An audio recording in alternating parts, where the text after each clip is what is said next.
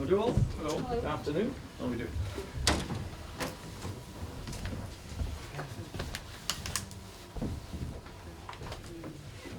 All right. Oh, well. Mark soon comes round, end of the season, nigh. Could you give us your reflections maybe on the overall campaign? Well, we still got an opportunity if we do our job and results go our way. We can get ninth again. So we're still trying to achieve things this year, and we've had first League Cup semi-final for 40, 50 odd years. How many years it was, and more away wins this year than we've ever done in the Premier League. So there's things we can look back on with a certain amount of pride, but other things we've been disappointed with. Obviously, the number of injuries that's hurt us, certainly the back end of the season. So that's something hopefully we'll have a better run at next year, and if we do, then we'll achieve again next year in our view. But overall, we've had some really good performances, good results, highs, few lows along the way. We're honest enough to admit that, but we still feel we're progressing as a club and as a team. So it's been a good season. We're looking ahead to next year now. And just on that latest injury, Stephen Ireland, is that just an unfortunate training ground accident? Yeah, it was a bad injury, unfortunately, and double fracture. They're very rare, in fairness, but unfortunately, Stephen's going to be out for a significant amount of time, probably 8 to 9 months, I would think, which is usually the usual duration for those type of injuries to get full recovery. But the surgeon was very happy with the result of the operation that he's had. He's had a pin in it, and by all accounts it went as well as it could have done. So that's a positive. On that basis, Stephen will play for Stoke again. So we wish him well. That's good news. As far as the final game is concerned, West Ham still have a lot to play for. I'm not saying you don't by any stretch of the imagination, but that makes it a more interesting finale. Yeah, and I think it's better for the game as well. Sometimes you get dead rubbers at this end of the season, and you want to be involved in games of significance. So from our point of view, it's still very significant for us in terms of what we want to do this year, and West Ham obviously have an opportunity, maybe if results go their way, to get that European spot that they've been in and or around for the majority of the season. So I think it's better for both teams that there's an edge to the game. Have they surprised you somewhat this season, West Ham? No, I don't think so. I think when you look at the group of players they have and the strength of the squad they have, they've obviously added key players that have had a really good season. Payet obviously is one that springs to mind, who's come from left field for a lot of us. Obviously you're aware of the name, but until they actually ply their trade in the Premier League, you're never quite sure how successful these players are going to be. But he's been absolutely outstanding from almost the very moment he's come here. So they're obviously doing something right in terms of recruitment. They've got some good players there. Seems to be exciting times for them. Obviously moving to a new stadium as well. So everything this year was geared to making sure that they were in good fettle before they went to the new stadium, and they certainly achieved that. And despite your rather indifferent form latterly, you've had some big results at home still this season, so it'd be great to go out on a high. Yeah, well, if we can replicate what we did this time last year when we beat Liverpool 6-1 in our last game, we'd be more than delighted. So you never know. We hope we can hit those heights, but maybe on the day Liverpool a little bit distracted in terms of Stevie Gerrard's last game, and maybe they didn't have a great deal to play for. It'd be different in this game, I'm sure.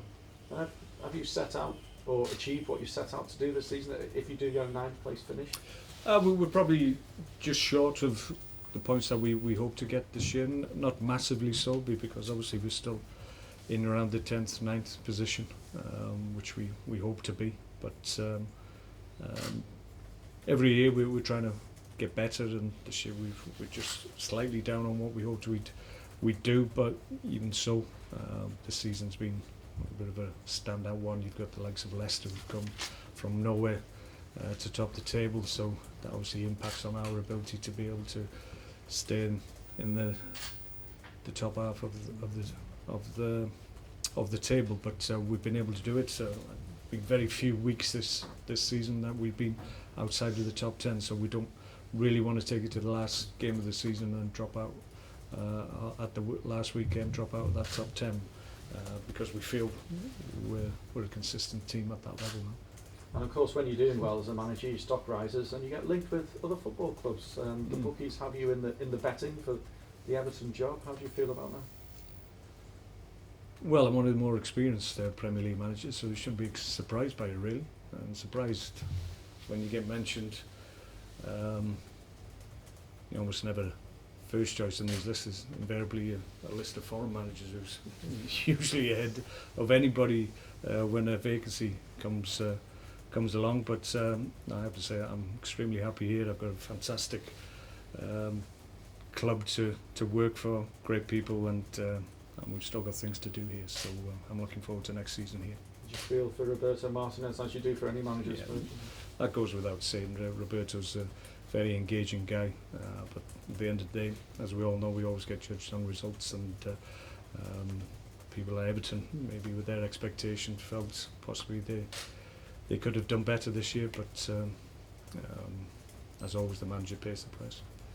And of course, once the season ends, you'll have an eye on the Euros, no doubt, particularly with Wales. Who do you think might end up lifting the trophy? Difficult to say. I think with the usual suspects. I think the likes of Germany will always be strong in tournament football, irrespective of results in friendlies. They always seem to come good when the tournament actually starts. So you can't really look too far away from them. But England, if they start well, with the talent they have, should do well. But it doesn't always pan out like that, and they've got to face Wales as well. So we'll have something to say about it. Any players that you may have recognised that we should be looking out for in the Euros? No, I don't think there's too many unknown quantities, to be perfectly honest. People will be at the Euros looking at players, but from our point of view, in terms of a football club, we pretty much know everybody who's going to be involved. And come the summer, of course, there's always a focus on what we should do differently next season. Any proposed rule changes to the game that you might like to see?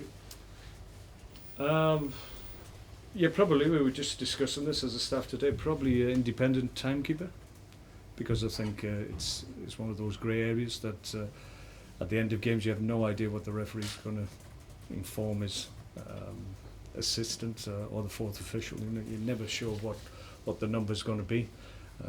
Even when you're convinced it should be 4, 5, 6, invariably it isn't. So they should take it out of the hands of the referee and give it to somebody in the stand so that they can do it properly. And just one more quickly, John Terry's been offered an extension or a 1-year contract at Chelsea, which is sort of breaking news. Were you at Chelsea when he was first coming through? Yes, yeah. Still surprised to see him playing at such a high level. Does he deserve that contract?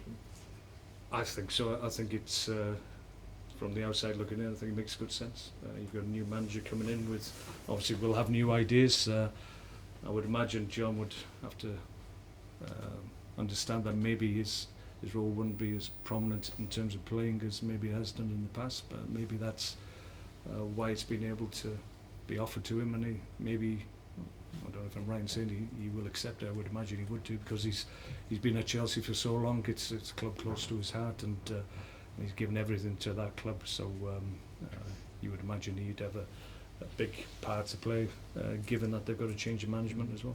The fans certainly want him, don't they? Yeah, of course, that goes without saying. He's an icon of that club, and right so. Thanks, Mark. Hi Mark. Hi, Mark. Just another word on the injury situation you've had this season. There's over 70 injuries you've had at the club over the course of 2015-2016. That's quite a remarkable amount of injuries, and a lot of them have been quite serious injuries as well. Have you seen anything like this at the club before? No, we've been hurt, in fairness, and it's just one of those things. A lot of the injuries that we have, significant injuries, long-term injuries, have been ones that you couldn't anticipate. They're just a consequence of playing football, and that's what we do. That's what we get paid to do. So it's not as if you can skirt round that fact. It's some have been in games, some have been in training. but it's just a spate of bad luck in terms of the injuries that we've picked up, and really disappointing for the players involved. Obviously, the last two, Affley and Stevie Ireland, they're ones that you can't anticipate. It's just circumstances and playing football. It can happen. You don't want it to, but it can happen. Does it make you feel like what could have perhaps been had you not had all those injuries? Well, maybe so. Obviously, I mean, you look at Jack Butland's situation. We're on international duty. You don't know whether or not the change in tempo in terms of his training, because there's always a difference in what we do here and what he does, or any international player does when they're away with international squads. So that break in rhythm, you never know whether or not that had an impact. So we've borne the consequences of that, unfortunately. But it is what it is. You have to accept them. You have to dust yourself down and make do with what you've got. Off the pitch, so it's been a very satisfying season, isn't it? Record profits, a 9th consecutive Premier League season for Stoke, and then of course another top 10 finish from the cards. You're pretty pleased with that, I imagine. Yeah, we want to finish, as I said earlier, we want to finish in the top 10. It's where we've been predominantly for almost all the season, and it'd be really disappointing to miss out on the last weekend of the season. We wouldn't deserve to do that, but in saying that, we need to get our job done. Last few weeks have been difficult in terms of getting results on the board, so it's about making sure we get the job done on Sunday. And it's not an easy fixture. West Ham, as we've already said, I've got something that they're obviously wanting to achieve on the day, but I think that'll focus minds and that'll help us. Yeah, because that will be a tough game, won't it? Bearing in mind they've got this Europa place to play for, and also you've got so much to play for as well with this, you know. Yeah, and it's not a game that's you would sense would just peter out to an easy conclusion. It's a game that matters, as they all do, but at this stage of the season, as I said before, sometimes games you go into them and there's not too much significance on them as in terms of what impact they can have on teams in and around you. So certainly that's not the case with this one. This is a game where both teams will want to win. Actually, it's not the last game of the season, is it? Because you've got Andy Wilkinson's testimonial on Monday. What are your thoughts on that? It's a sad story, isn't it? Yeah, it's been really unfortunate.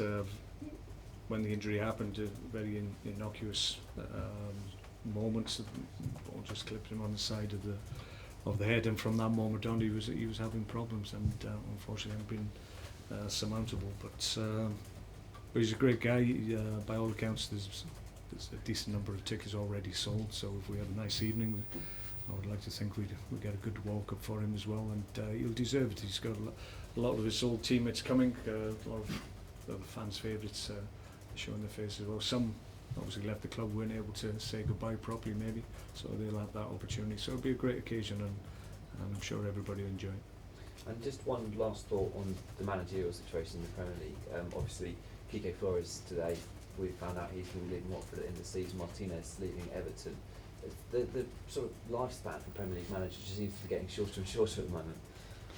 Yeah, well, I think we're down to about 1.3 years. I think that's the stat, which is obviously that includes the tenure of Alex Ferguson a couple of years back, but Arsene Wenger as well. He probably puts the average up. It's probably less than that, but. Yeah, it's not easy. It's a fantastic job, but it comes with pressures, comes with expectation, and sometimes managers will come under pressure. It's your job to make sure the focus doesn't shine too brightly on you, and you make sure that you get the results on the board if you can. Good luck. Thanks a lot. Mark, just in terms of any potential changes from the squad from last week to this week, in terms of availability, I was looking at Johnson and Gibbon. Could they come back? Yes, yeah, they've both trained. Shea's trained for a couple of weeks. Same for Glenn. He's had a good couple of weeks. We'd have to see whether or not he's up to actually starting, but he's available for selection. So that's good news for him. It'd be good to get him some part of the game, if not even the start, if we can, because obviously it'll help him lead into next season. And Stevie Ireland's the only new loss? Yes, this week, yeah. Just one other thing I was going to ask you about is we've been reflecting on the season, obviously. I've been looking at the stats for match of the day, the running order, and unfortunately, although there's been all the efforts to change the style of play here, once again, Stoke are the Premier League club that's been on last on the running order most. So I was just wondering what your reaction was to that. If you're surprised, I'm not disappointed. surprised at all. It happens every year. I mean, we've been in the top 10 for 3 years. We still can't shift that title, so we don't really bother too much about it. And I think people probably watch other football shows these days anyway, so don't read too much significance into it. Perception issue, maybe, still, with the club? I don't think it's that. I just think we have to accept sometimes if we win a game, there might have been more goals in another game, and over the course of the season you would expect to be on so many times, but for whatever reason we get slipped back in the running order, but we don't lose sleep over it. Mark, usually at this time of the season it's an opportunity to bring younger players or fringe players in for a game at the end of the season. Is there an opportunity for that this Sunday, or are you if I'm honest, a little bit more difficult to do it because of the significance of the game and there's still things to play. Years gone by, when I was making my way, it was an opportunity to, as you say, give young players an opportunity. But we'll see. Things change very quickly, but I've got players in the squad tomorrow, younger players that could come in, but you're more likely to see them, if I'm honest, in Andy Wilkinson's testimonial the following evening, which will be a good experience for them in front of about 15,000 people, which is a good experience for those younger players, but probably we won't see too many of them in the Premier League yet. You talked about the significance there of this game, because obviously you want 9th place. You could get 9th place, which makes you a hero, but if you don't win, you could be down to 11th, bottom half of the Premier League, and suddenly you're a villain. Do we put too much significance on this sort of thing, or should we be looking at the players' performance and where the club's going? Well, I think so. I think we're trying to push things every year. Some years you can overachieve, other years you may well be disappointed, but I don't think the overriding emotion this year is disappointment. It may be a little bit of frustration, but I think we've enjoyed the season. It's tested us because of sometimes our own doing in terms of what we've been able to produce, but other times injuries have played a part just in recent times. But for the most part, we all feel we've still got a lot of miles to go in terms of where we want to take this club, so we're all very enthused about the seasons that we have ahead of us, and we'll look forward to next year, learn the lessons of this year, because after the end of any season there's lessons to be learned and things that you can do better, but you embrace the things that you've done well, and that makes you stronger moving forward. And what we do have is continuity. 3 seasons now, I think arguably, even if we're 11th, was probably 3 of our best years in the Premier League, so we're not doing too bad, but we will always test ourselves, always keep expectations high, and try and be better next time. Okay, thank you.